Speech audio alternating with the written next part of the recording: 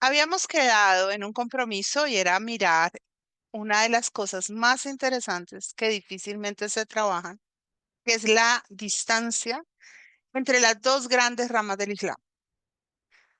Y vamos a meternos solo con las dos grandes ramas porque lo otro ya es entrar en demasiado, el sunismo y el chiismo. Entonces, tenemos en primer lugar, vamos a partir de un punto neurálgico y es aclarar todavía más lo que es el califato como la forma de gobierno, porque en relación a la cuestión califal hay una de las principales y primeras diferencias entre estas dos ramas. Nosotros sabemos entonces que el califato fue una forma de organización que establecieron los musulmanes, específicamente detrás de Mahoma. Mahoma no es el primer califa, Mahoma es el profeta, ¿sí? Y si yo fuera islámica diría, la paz sea con él, la paz sea con él. Ustedes conocen una persona islámica porque cada vez que pronuncia el nombre de Mahoma dice, la paz sea con él, ¿sí? Y ellos la mesa. Ok. Y entonces vamos a encontrar que la concepción del Islam en relación a Mahoma, la relación del Islam en relación a Mahoma va a señalar que él, como es la persona que ha recibido la iluminación, es la persona que tiene la capacidad de liderar al Islam de la manera perfecta. Y eso es importante, ¿sí? Tanto sunitas como chiíes asumen que el liderazgo de Mahoma fue perfecto, sin ninguna mácula, sin ninguna falla. Por eso, muchos de los grupos de seguidores del Islam van a tratar de emular y de retroceder al tiempo de Mahoma, ¿sí? Porque Mahoma, al haber tenido la experiencia, no solamente del contacto con el arcángel Gabriel que le transmitió el Corán, sino lo que yo les contaba, la historia de que cuando está Mahoma es un niño, es apenas un bebé, el arcángel Gabriel le habría sacado el corazón para limpiarlo y purificarlo de toda falla, ¿sí? Entonces, de acuerdo con eso, se asume que Mahoma fue siempre justo y fue siempre recto en todas sus acciones. Y por tanto, no es solamente una figura admirable, sino una figura que se equipararía a la visión que tenemos nosotros de Jesús y la Iglesia Católica de María, ¿no? Porque la Inmaculada Concepción no es la Inmaculada Concepción de Jesús, sino la Inmaculada Concepción de María, que señala que María, al igual que Jesús, tiene la misma naturaleza que Jesús, nace sin pecado y muere sin pecado. Esa es la Inmaculada Concepción de María, claro. Ese es el dogma que no se comparte con los cristianismos reformistas. Ellos creen que María es una criatura como todas, muy santa, muy buena, pero no tan perfecta como es perfecto Jesús. Bien, después de la muerte entonces de Mahoma aparece el califato como una creación de sus seguidores y el califato en sus primeros tiempos tiene la formulación de ser el califa, líder religioso, líder político.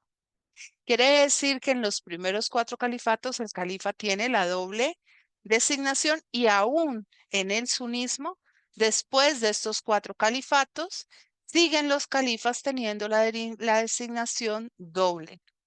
Esa duplicidad en el califato se rompe definitivamente cuando el Islam se divide y cuando, digamos, ya no todos los pueblos islámicos están bajo la misma denominación política.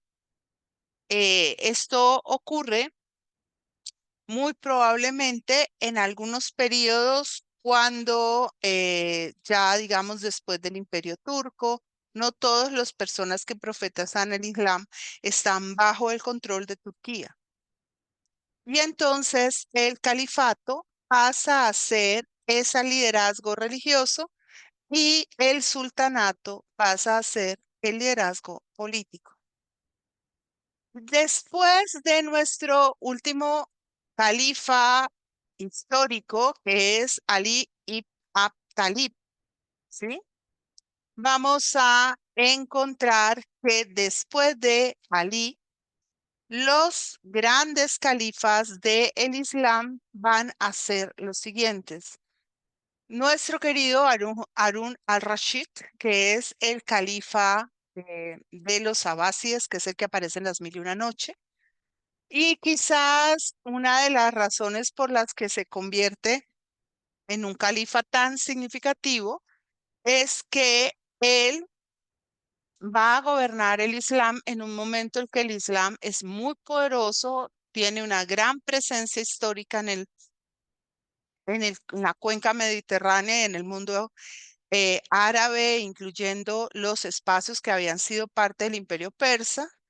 Y él va a liderar un momento de renovación cultural y de renovación artística. Además, el estar como el califa que preside las Mil y una Noche, pues le da una eh, nominalidad y le da una presencia inmensa.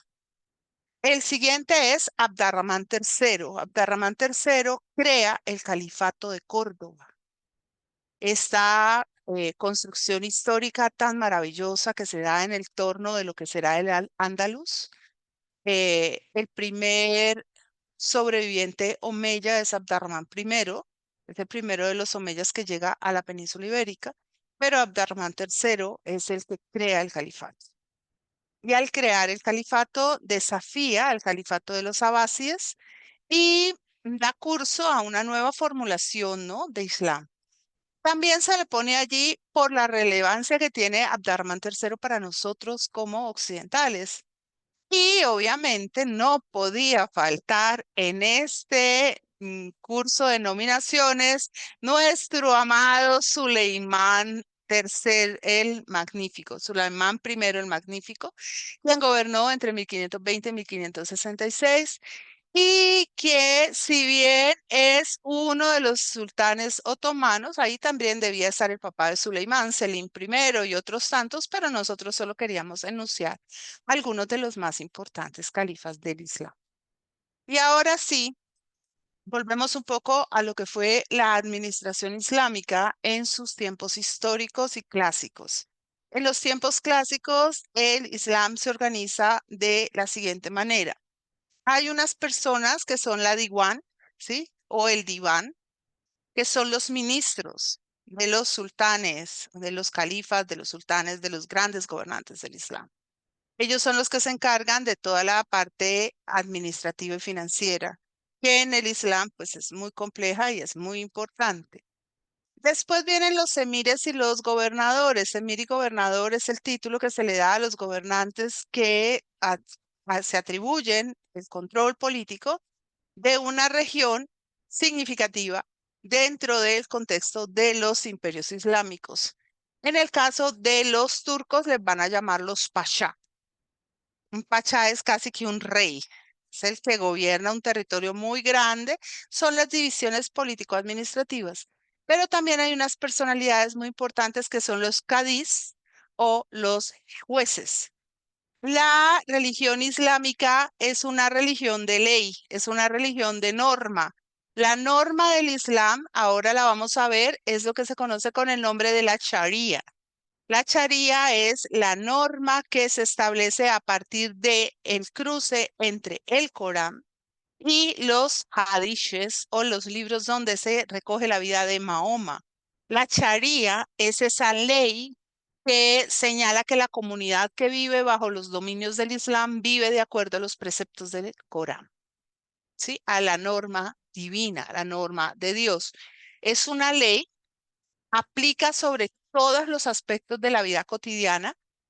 No es solamente la normativa social como la conocemos nosotros a gran escala, sino que rige también en las casas, en los hogares, en las escuelas, en todos los lugares de la vida pública y privada. Y tiene, digamos, un principio de radicalidad. Eso quiere decir que si yo me comporto inmoralmente en mi casa, puedo ser penalizada por los miembros de mi familia, ¿sí? Esto ha dado curso a cosas muy difíciles en términos islámicos, por ejemplo, en el caso de niñas abusadas al interior de su hogar, que son ajusticiadas bajo la norma moral dentro del hogar, sin que los que las han generalmente vulnerado y las vuelven a justiciar tengan que cumplir con ningún tipo de castigo. Son ellas las que pagan.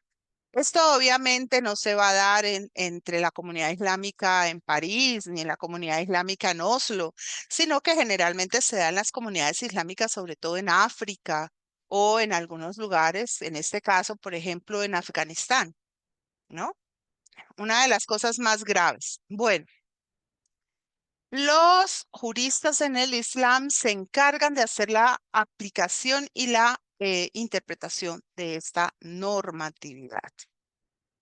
Ahora, el Islam divide toda la realidad alrededor de dos conceptos, el concepto de haram y el concepto de halal, ¿sí?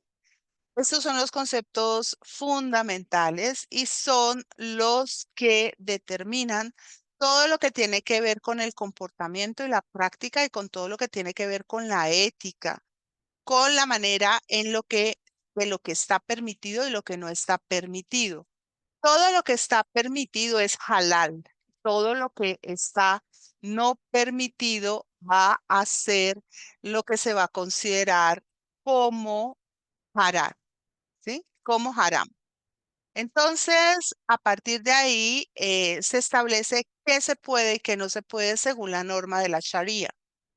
Halal, haram y halal están vinculados no solamente con las condiciones éticas a gran escala, sino que también está vinculado, eh, digamos, con las acciones cotidianas, con la comida, con el vestido, con todo, con todo, con todo. Por ejemplo, usar o no usar el velo. Usar el velo es algo que está prescrito y no usarlo es violar una prescripción y es cometer un acto no permitido. No es igualmente malo no usar el velo que cometer adulterio, pero ambas acciones son castigadas. Ambas son castigadas.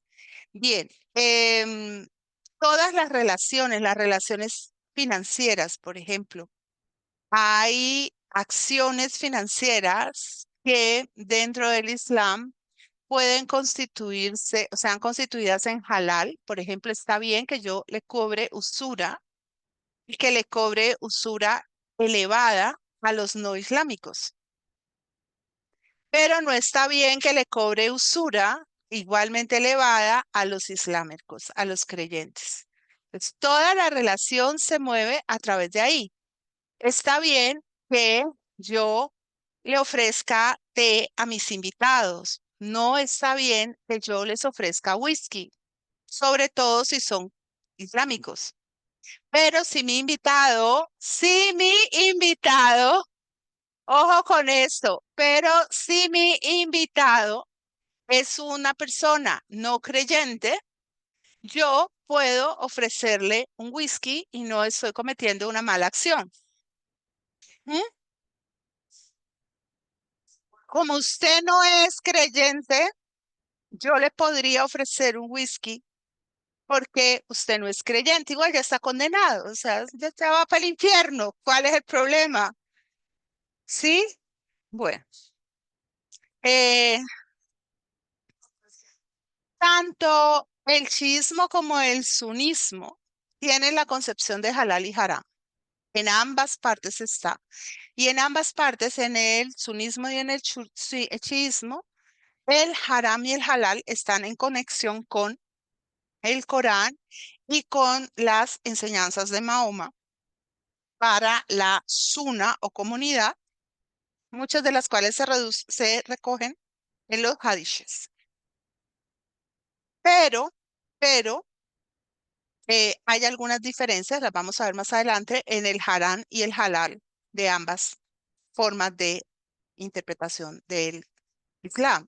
Sin embargo, tanto los sunitas como los chiíes consideran que el consumo de la carne de cerdo, el consumo del alcohol y de alimentos que son sacrificados de una manera no correspondiente con el halal son, en este caso, alimentos considerados haram, ¿sí?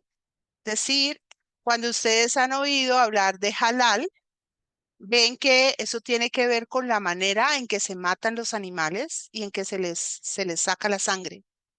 Y la ética, por ejemplo, tanto el Islam chií como el Islam sunita consideran que el adulterio, el robo, los juegos de azar, la usura son haram para ambas ramas. Esa usura, como les digo, aplicada a los creyentes. Cuando se aplica a los no creyentes, no se considera de la misma manera. Voy a parar aquí para que saludemos a Isabel y